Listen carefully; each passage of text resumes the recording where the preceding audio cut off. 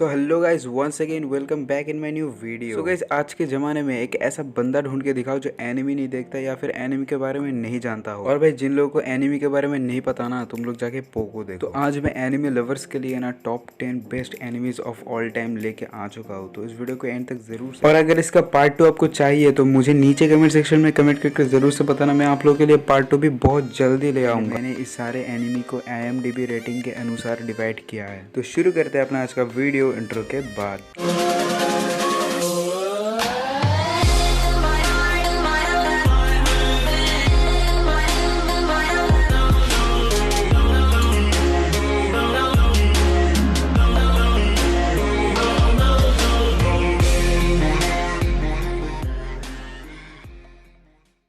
तो नंबर 10 पे जो एनिमे आता है उसका नाम है टेनगन टोप्पा गरन लगन। तो ये एनिमे रिलीज हुआ था 2017 1 अप्रैल। और अगर इसका IMDb रेटिंग की बात करी जाए तो इसको 8.3 आउट ऑफ 10 IMDb रेटिंग मिली थी। तो इसकी स्टोरी लाइन कुछ ऐसी है कि फ्यूचर में एक स्पाइरल किंग रहता है। अब जिन लोगों को स्पाइरल नहीं पता, मैं उन लोगों के लिए बता देता हूँ। स्पाइरल का मतलब वन काइंड ऑफ डेमन होता है या फिर डेविल भी आप कह सकते हो। तो वो जो डेविल होता है वो पूरे मानव जाति को मजबूर करता है अंडरग्राउंड रहने के लिए जोर जबरदस्ती। लेकिन दो टीनेजर्स रहते हैं, साइमन एंड कमीना नाम के। तो वो दोनों धरती के सरफेस में वापस जाने के लिए उस स्पाइरल किंग से लड़ाई करने लग जाते हैं। क्या वो फाइनली जीत पाते या नहीं, वो तो आप एनीमे में खुद ही देख लीजिए। वैसे मैं तो बोलूंगा यार, एनीमे काफी ज्यादा इंटरेस्टिंग एंड यूनिक टॉपिक के ऊपर बेस है, तो आपको इसे देखना जरूर से चाहिए। एनीमे आपको फैन मेड हिंदी डब्ड किसी भी वेबसाइट पे ऑनलाइन मिल जाएगा या फिर आपको इसको डाउनलोड करके देख सकते हो। और अगर आपको इंग्लिश वर्जन देखना है, इंग्लिश डब्ड वर्जन, तो आप नेटफ्लिक्स से सब्सक्रिप्शन लेके देख सकते हो। ओके दोस्तों, हमारे नंबर 9 पे जो एनिमे आता है उसका नाम है कोड गियस। इसकी रिलीज डेट की अगर बात करी जाए तो 2006 में ये एनिमे रिलीज हुई थी 5 अक्टूबर को। इसको 8.6 आउट ऑफ 10 IMDb रेटिंग मिली थी, जो कि काफी अच्छी है। तो इसका स्टोरी लाइन कुछ ऐसा है कि लीलाच नाम का एक लड़का रहता है जो कि एक टेररिस्ट अटैक से इन्वॉल्व हो जाता है। एंड उसके बाद उसे एक मिस्टीरियस लड़की मिलती है जो कि उसे काइंड ऑफ सुपरनेचुरल पावर देती है। अब वो पावर क्या है वो तो अब एनिमे में खुद ही देख लीजिएगा। तो ये जो लीलाच नाम का लड़का रहता है वो अपने माँ की मर्डरर को ढूंढने लग जाता है। एंड इसका जो मेन मिशन रहता है पूरे एनिमे में वो है अपनी बहन के लिए एक बहुत ही ज्यादा पीसफुल वर्ल्ड तैयार करना।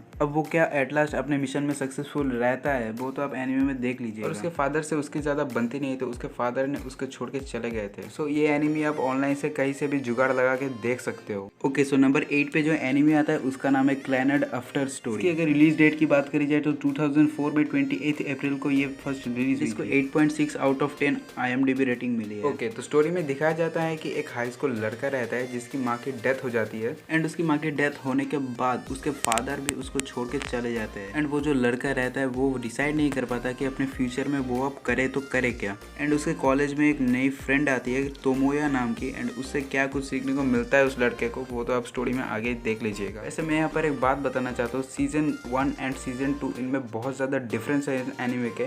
तो सीजन 2 सीजन 1 से बहुत ज़्यादा बेटर है। बट अगर आप सीजन 1 नहीं देखोगे तो सीजन 2 में आपको ज़्यादा कुछ समझ में नहीं आएगा। एंड सच बताओ तो ये जो एनिमे है बहुत ज़्यादा इमोशनल है, बहुत ज़्यादा हार्ट टचिंग है। सो ये पर्सनली मुझे काफ़ी ज़्यादा अच्छा लगा। इसे भी आप ऑनलाइन कहीं से भी जुगाड़ लगा के देख सकते हो। तो नंबर 7 पे जो एनिमे आता है उसका नाम है मॉन्स्टर। इसकी अगर रिलीज डेट की बात करें तो 2004 को ये रिलीज हुई थी, बट एग्जैक्ट डेट मुझे अभी तक नहीं पता चला है। इसको 8.6 आउट ऑफ 10 IMDb रेटिंग मिली है, जो कि बढ़िया है। और हाँ, अगर आप नाम सुनकर ऐसा सोच रहे हो ना कि यहाँ पर सचमुच के मॉन्स्टर या फिर ऐसे कुछ सुपर नेचुरल बीइंग दिखाए जाएंगे, तो मेरे दोस्त आप पूरे गलत हो। पहले इस स्टोरी को थोड़ा सा सुन लो।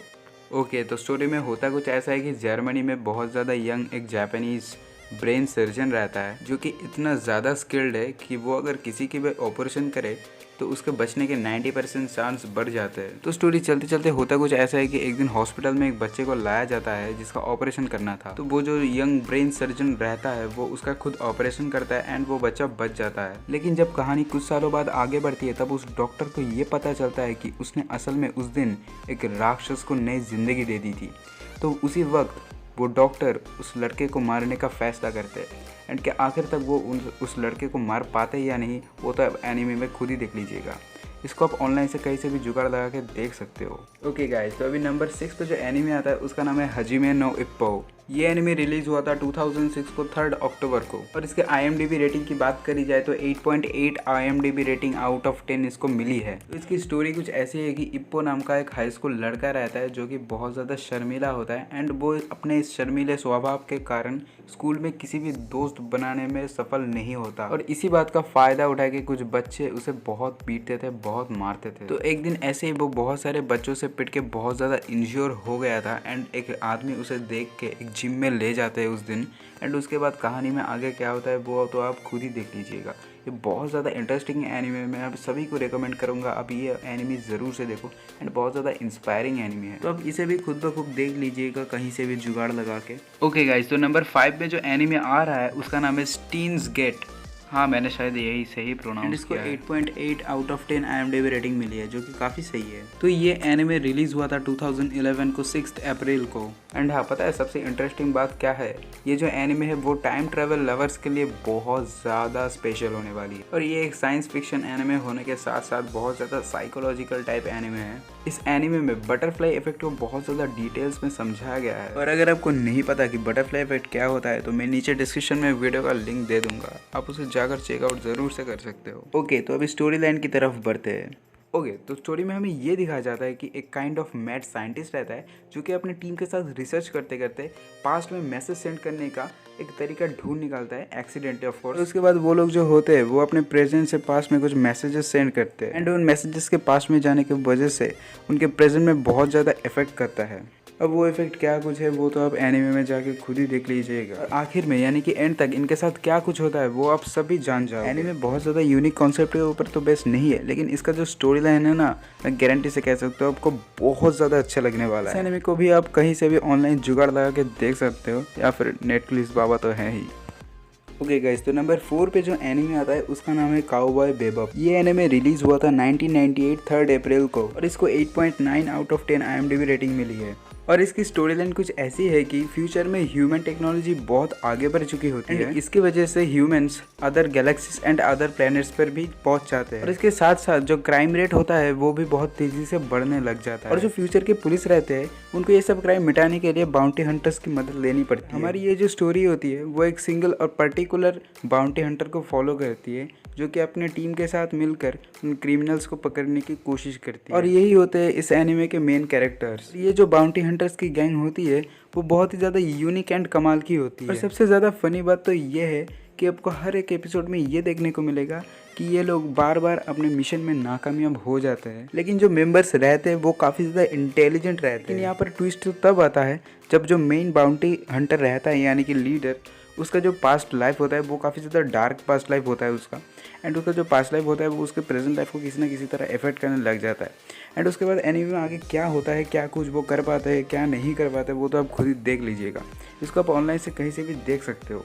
गाइस, तो अभी नंबर 3 पे जो एनिमे आ रहा है उसका नाम है Hunter x Hunter. Okay guys, तो इस एनिमे के 2 वर्जन है, एक ओल्ड वर्जन एंड एक न्यू वर्जन। इसका पहला वर्जन 90s में बनाया गया था यानी कि ओल्ड एनिमेशन, एंड इसका दूसरा वर्जन 2011 को बनाया गया था यानी कि न्यू एनिमेशन। एंड इसको 8.9 रेटिंग मिली है आउट ऑफ 10 IMDb की तरफ। तो अभी इसकी स्टोरी लाइन के बारे में बात करते हैं। तो इसकी स्टोरी लाइन कुछ ऐसा है कि एक वर्ल्ड रहता है जहाँ पर सिर्फ हंटर्स रहते हैं। उसी वर्ल्ड में बहुत सारे अजीबोगरीब जो कि हमारे रियल वर्ल्ड में तो एग्जिस्ट नहीं करते, कुछ अजीबोगरीब क्रीचर्स रहते हैं। जो हंटर्स रहते हैं वो उनको शिकार करते हैं। उस वर्ल्ड में एक हंटर बनने के लिए एक आदमी को बहुत सारे मेंटल एंड फिजिकल टेस्ट में से गुजरना पड़ता है। लेकिन हमारा एनिमे का जो मेन कैरेक्टर है वो हंटर बनना चाहता है, बट हंटर बनना उसका मेन मकसद नहीं होता। उसका मेन मकसद रहता है अपने डैड को ढूंढ निकालना। उसके इसी जर्नी में उसके साथ बहुत सारे नए लोग ऐड होते हैं, उसके साथ बहुत सारे नए लोगों का इंट्रोडक्शन होता है।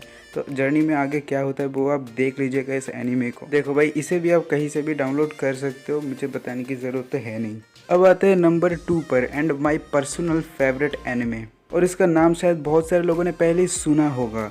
वो और कोई नहीं है, वो है डेथ नोट। ये एनिमे 2006 को 3 अक्टूबर को रिलीज हुई थी एंड इसको 9 की रेटिंग मिली है आउट ऑफ 10 IMDb की तरफ से। मतलब आप सोच सकते हो कि कितना धांसू एनिमे है। एंड सबसे ज्यादा इंटरेस्टिंग बात, इसके सिर्फ 37 एपिसोड एंड सिर्फ 37 एपिसोड से ये पूरे वर्ल्ड वाइड इतना ज्यादा फेमस है कि आप कल्पना भी नहीं कर सकते मेरे दोस्त। इसकी स्टोरी लाइन को मैं शब्दों में बयान नहीं कर सकता भाई। मैं इतना बता देता हूँ कि डेथ नोट के 2nd एपिसोड खत्म होते होते अब डेथ नोट के बहुत बड़े वाले फैन बन जाओ जाओगे, ये मेरी गारंटी है 100%। और पूरे डेथ नोट को खत्म करे बिना आपको चैन की नींद नहीं मिलने वाली। और इसके एंडिंग एपिसोड में यानी कि 37वें एपिसोड में मैं लिटरली बता रहा हूँ, आप इतना ज़्यादा इमोशनल हो जाओगे, शायद ही अपने इससे पहले कभी ऐसा इमोशनल हुआ था। मैं खुद पर्सनली बहुत ज़्यादा इमोशनल हो गया था एंड इसकी बहुत ज़्यादा सैड एंडिंग है। बेसिकली ये एक क्राइम थ्रिलर एनिमे है और इसके हर एक एपिसोड में भर भर के सस्पेंस है भाई। इसके हर एक एपिसोड में आपको सस्पेंस देखने को मिलेगा ही मिलेगा, कुछ नया। ओके, तो इसकी स्टोरी लाइन कुछ ऐसी है कि एक हाई स्कूल लड़का रहता है जिसको एक बुक मिल जाती है जो कि बहुत डेडली पावर्स के साथ रहती है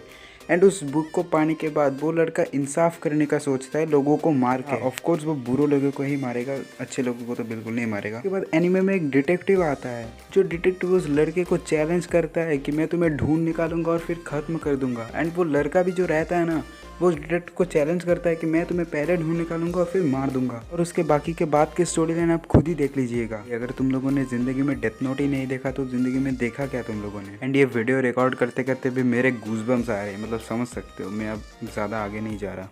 ओके गाइस, तो अभी नंबर फर्स्ट पे है, यानी कि नंबर 1 पे जो एनिमे आ रहा है उसका नाम है फुल मेटल अल्केमिस्ट ब्रदरहुड। पता है शायद नाम से ये बहुत ज़्यादा अजीब लग रहा होगा, लेकिन बिलीव मी ये एनिमे बहुत बहुत बहुत इंटरेस्टिंग है। डेथ नोट से भी ज़्यादा इंटरेस्टिंग है क्या, ये तो मैं नहीं बता सकता, वो तो आप खुद ही देख लीजिएगा। ओके, अगर इसकी रिलीज डेट की बात करें तो 2009 को 5 अप्रैल को ये एनिमे रिलीज हुआ था। इसको 9.1 की रेटिंग मिली है आउट ऑफ 10 IMDb की तरफ से। ओके गाइस, तो इसकी स्टोरी लाइन कुछ ऐसी है कि इसमें एक जादुई दुनिया दिखाया गया है जिसका नाम है अल्केमिस्ट नाम के जादुई चीज के सहारे आप दुनिया के किसी भी एलिमेंट को और किसी एलिमेंट में ट्रांसफर कर सकते। ओके, तो इस एनिमे में 2 मेन कैरेक्टर्स रहते हैं जो कि ब्रदर्स रहते हैं और ये बचपन से पढ़ाई में यानी कि अपने वो एल्केमिस्ट के सब्जेक्ट्स के ऊपर शायद से बहुत ज़्यादा इंटेलिजेंट रहते हैं। लेकिन ये जो एल्केमिस्ट रहते हैं इनके बहुत सारे डार्क साइड्स भी रहते हैं जो कि आपको एनिमे में खुद ही देखना पड़ेगा। दोनों का जो फादर रहता है वो उनको बचपन में छोड़ के चले गए थे, लेकिन क्यों चले गए थे वो आप एनिमे में देख लीजिएगा। और उनके मदर का भी एक डिजीज के चलते डेथ हो जाता है, लेकिन वो जो ब्रदर्स रहते हैं वो अपनी माँ की डेथ को सह नहीं पाते। वो लोग क्या करते हैं, कुछ जादू की मदद से या फिर जो एल्केमिस्ट रहते हैं उसकी मदद से अपनी माँ को जिंदा कर देते। लेकिन मेरे दोस्त, वो जो कहावत है ना, कुछ पाने के लिए कुछ खोना पड़ता है। इन लोगों ने आखिर क्या खोया,